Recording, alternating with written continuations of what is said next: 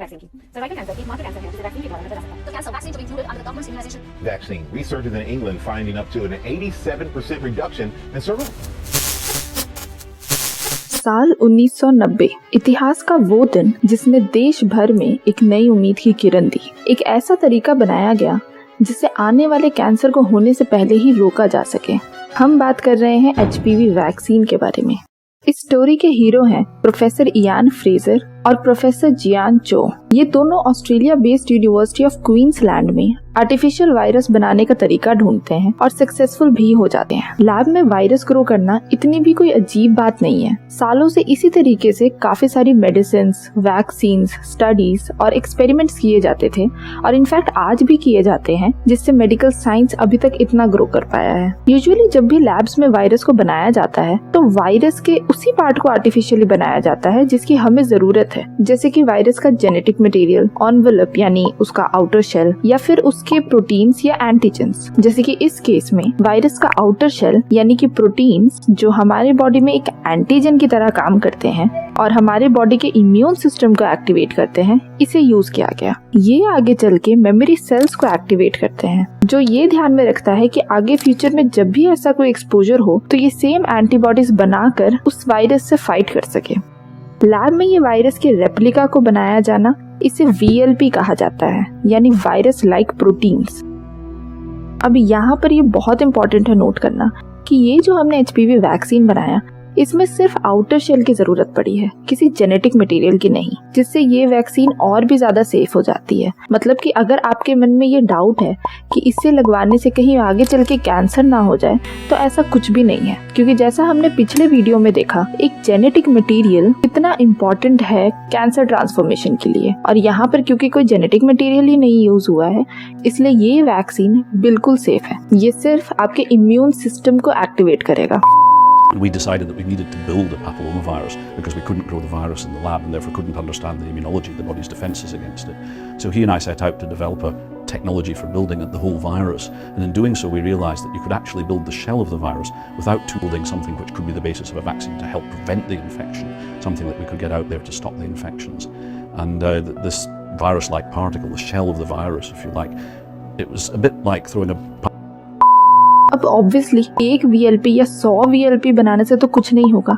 एक वैक्सीन बनाने के लिए ही बहुत बहुत ज्यादा VLPs की जरूरत पड़ती है, और ये लैब में बनाना आर्टिफिशियली बहुत ही ज्यादा डिफिकल्ट है, कहे तो नियरली इम्पॉसिबल है। इसलिए यहाँ एक तरीका खोजा गया इसे रिप्रोड्यूस करवाने का। अब क्योंकि प्रॉब्लम ये है कि वायरस खुद से रिप्रोड्यूस नहीं करता, इसे कोई होस्ट सेल की जरूरत पड़ती है रिप्रोड्यूस करने के लिए। उसी तरीके से यहाँ पे सोचा गया कि किस होस्ट सेल को लिया जाए इस वायरस को रिप्रोड्यूस करवाने के लिए।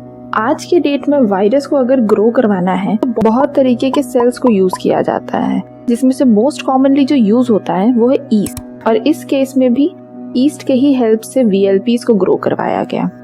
अब बेसिकली VLPs को ईस्ट में ग्रो कराने का तरीका ये है कि हम पहले एक mRNA यानी एक स्ट्रैंड कंस्ट्रक्ट करें जो कि आगे चल के प्रोटीन को कोड करे। ये थोड़ा कम्प्लेक्स है, तो आप इसे ऐसे समझ सकते हैं कि पहले एक DNA होता है जो एक mRNA बनाता है, और फिर ये mRNA आगे चल के प्रोटीन को बनाते हैं। ये प्रोटीन ही आगे चल के कोई एंटीजन या फिर कोई एंजाइम या और भी बाकी चीजें बनती हैं। तो यहाँ पर भी सेम ये किया गया कि लैब्स में mRNA को कंस्ट्रक्ट किया गया जो ईस्ट में डाला गया, और उसके बाद उससे बनी हमारी VLPs। यहाँ पर जो हमने ईस्ट को यूज किया उसका नाम है सैक्रोमाइसिस सर्वेशियाe, यानी बेकर्स ईस्ट, यानी वो ईस्ट जो ब्रेड्स वगैरह में यूज होते हैं। यानी अगर आपको इन सब से कोई एलर्जी है तो आप इस वैक्सीन को डॉक्टर के कंसल्टेशन के अंदर ही लगवाएं। आगे चलकर इसी चीज को ध्यान में रखते हुए पहली FDA अप्रूव्ड वैक्सीन बनाई गई जिसका नाम था गार्डासिल 4, जो कि एक क्वाड्रिवेलेंट वैक्सीन है। मतलब इसमें 4 स्ट्रेन्स अवेलेबल हैं HPV वैक्सीन के, 6, 11, 16 और 18। अकेले 16 और 18 50% ऑफ द सर्वाइकल कैंसर का रीजन है, और वहीं 6 और 11 यूजुअली जेनाइटल वार्ड्स के साथ लिंक्ड होते हैं। इसके साथ आगे चल के 2011 में सर्वारिक्स, जो कि एक बाइवेलेंट वैक्सीन है, यानी 16 और 18 स्ट्रेन्स अवेलेबल हैं इसमें, और 2014 में गार्डासिल 9 यानी जो एक नॉनवेलेंट वैक्सीन है। मतलब इसमें 6, 11, 16, 18, 31, 33, 45, 52 और 58 ये 9 स्ट्रेन्स अवेलेबल हैं। ये 9 स्ट्रेन सिर्फ HPV इन्फेक्शन, जेनाइटल वॉर्ट्स और सर्वाइकल कैंसर के अगेंस्ट ही नहीं, बल्कि anal cancer, vulval cancer, vaginal cancer, oral cancer, nasopharyngeal cancer और पेनाइल कैंसर के अगेंस्ट भी काम करता है। यानी बेसिकली आपको ये समझ में आ गया होगा कि गार्डासिल 9 सिर्फ फीमेल्स में ही नहीं बल्कि मेल्स में भी HPV इन्फेक्शन से होने वाले बाकी कैंसर्स के अगेंस्ट भी काम करता है। इसलिए गार्डासिल 9 को मेल्स और फीमेल्स दोनों के लिए ही अप्रूव किया गया है। इसके अलावा सिकोलिन और वैल्वेक्स नाम के वैक्सीन भी अवेलेबल हैं। अब आपको जान के ये हैरानी होगी कि इस वैक्सीन का इंडिया में कॉस्ट क्या है, 3000 से लेके 10,000। जी हाँ, ये वैक्सीन बहुत ही महंगी है और ये 3000 से लेकर 10,000 तक की रेंज सिर्फ एक डोज के लिए है। यानी कहने का मतलब जो हम ये वैक्सीन लगवाते हैं ये 3 डोजेस में लगती हैं। 0 डोज, 1 से 2 महीने बाद दूसरी डोज और 6 महीने बाद तीसरी डोज। इसमें एक और बात नोट करने वाली है कि सेकेंड और थर्ड डोज के बीच में मिनिमम 12 हफ्ते का गैप होना जरूरी है। इसमें ये ध्यान रखिए ये 0.5 ml लगता है हर डोज पर और इंट्रामस्कुलरली लगता है, मतलब मसल्स के अंदर लगाया जाता है। तो जैसा कि मैंने आपको पहले ही बताया कि ये सिर्फ एक डोज की कॉस्ट है, यानी टोटल कॉस्ट मिला के तीनों डोज की इसकी कॉस्ट पड़ जाती है अराउंड 9,000 से लेके 30,000 तक के बीच। ऐसा इसलिए है क्योंकि इंडिया खुद ये वैक्सीन प्रोड्यूस नहीं करती बल्कि बाहर से यहाँ इम्पोर्ट करवाई जाती हैं, इसलिए इसका कॉस्ट बढ़कर इतना ज्यादा हो गया है। लेकिन यहाँ पर एंट्री होती है हमारे एक गेम चेंजर वैक्सीन की। इंडिया ने सर्वाइकल कैंसर के अगेंस्ट हाल ही में एक रिकॉम्बिनेंट टेक्नोलॉजी की यूज से अपनी पहली मेड इन इंडिया वैक्सीन बनाई है जिसका नाम है सर्वावैक। रिकॉम्बिनेंट टेक्नोलॉजी वही टेक्नोलॉजी है जिसके बारे में हमने वीडियो की शुरुआत में बात की थी। यहाँ पर इसकी कॉस्ट इस वजह से घटकर हो जाती है 1000 से लेके 2000 के बीच, जो कि एक डोज के लिए है। और जहाँ ये वैक्सीन सिर्फ 2 डोज में ही नियरली 100% सेफ्टी रिजल्ट्स देती है विद द सेम एफिकेसी, तो टोटल कॉस्ट इसका बन जाता है 2000 से लेके 4000 के बीच।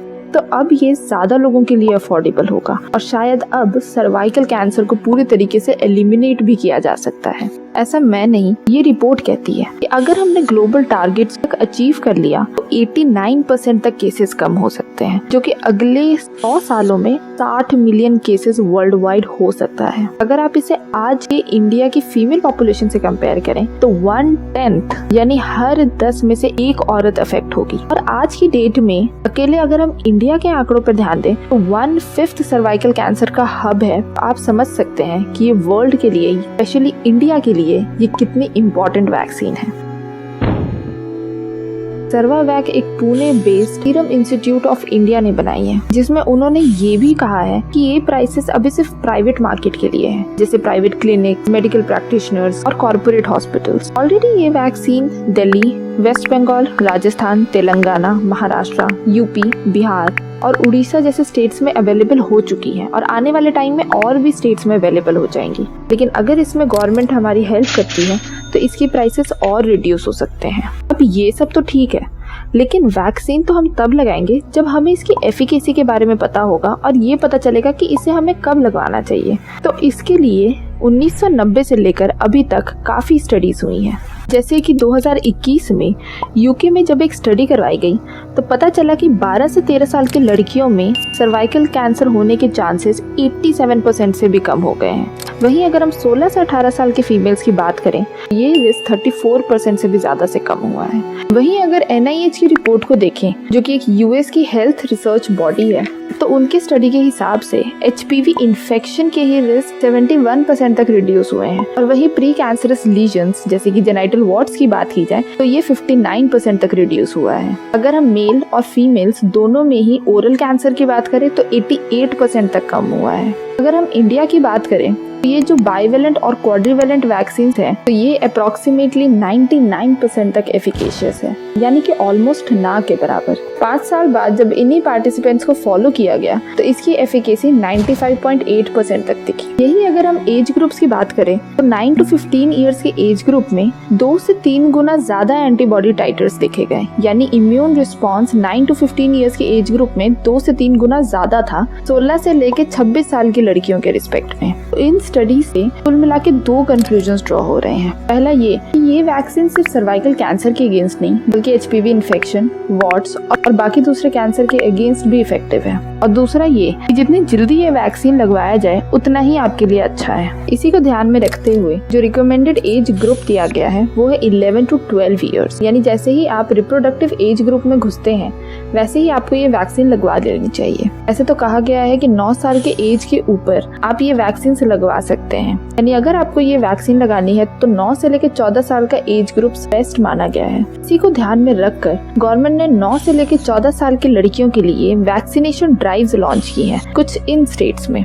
आने वाले टाइम में स्कूल्स में वैक्सीन ड्राइव्स भी लॉन्च होंगी जो कि फ्री ऑफ कॉस्ट होगा। अगर यहाँ पर आपका एक डाउट होगा उनका क्या, जो 14 साल के ऊपर है, बेसिकली 26 साल तक इन वैक्सीन को अप्रूव करवाया गया है अगर आप किसी भी रीजन से ये वैक्सीन शुरू में नहीं लगवा पाई है तो। लेकिन 26 साल के बाद 45 एज तक के लिए सिर्फ गार्डासिल 9 को ही अप्रूव किया गया है। ऐसा इसलिए है क्योंकि जैसा हम जानते हैं सेक्सुअल इंटरकोर्स एक बहुत मेजर कारण है HPV इन्फेक्शन के स्प्रेड होने का, यानी जब तक कि वो सेक्सुअली एक्टिव नहीं है तब तक तो इसकी एफिकेसी बहुत अच्छी होगी, लेकिन जैसे ही वो सेक्सुअली एक्टिव हो जाती है इसकी एफिकेसी रिड्यूस हो जाती है। ऑफ कोर्स का रीजन यही है ये ऑलरेडी HPV इन्फेक्शन से एक्सपोज्ड है। अगर हम साइड इफेक्ट्स की बात करें फिर इसमें कोई मेजर साइड इफेक्ट्स नहीं देखे गए हैं, वही बहुत जनरल साइड इफेक्ट्स को देखा गया है जो हम बाकी वैक्सीन में भी देखते हैं, जैसे कि पेन, रेडनेस, फीवर, चक्कर आना मोस्ट कॉमन है। ऐसे कोई बहुत डेंजरस साइड इफेक्ट नहीं देखा गया है। अगर हम बात करें कि किन लोगों को नहीं लगाना चाहिए, 9 साल से छोटे लोगों को नहीं लगवाना चाहिए, 26 साल से ज्यादा को सिर्फ गार्डासिल 9 ही लगवाना चाहिए। अगर आप कोई भी HPV वैक्सीन लगाना चाह रही हैं तो पहले आप डॉक्टर से कंसल्ट कर लीजिए। मेल पेशेंट्स को भी सिर्फ गार्डासिल 9 ही अप्रूव किया गया है और बाकी कोई वैक्सीन रिकमेंडेड नहीं है। पेशेंट्स जिन्हें ईस्ट से एलर्जी है और प्रेगनेंसी में भी अवॉइड करना बहुत जरूरी है। लैक्टेशन और ब्रेस्ट फीडिंग के लिए ऐसी कोई कॉन्ट्राइंडिकेशन नहीं दी गई है, यानी इस केस में ये वैक्सीन लगाना बिल्कुल सेफ है। अब यहाँ पर आपको एक और डाउट होगा कि अगर हमें ऑलरेडी HPV इन्फेक्शन है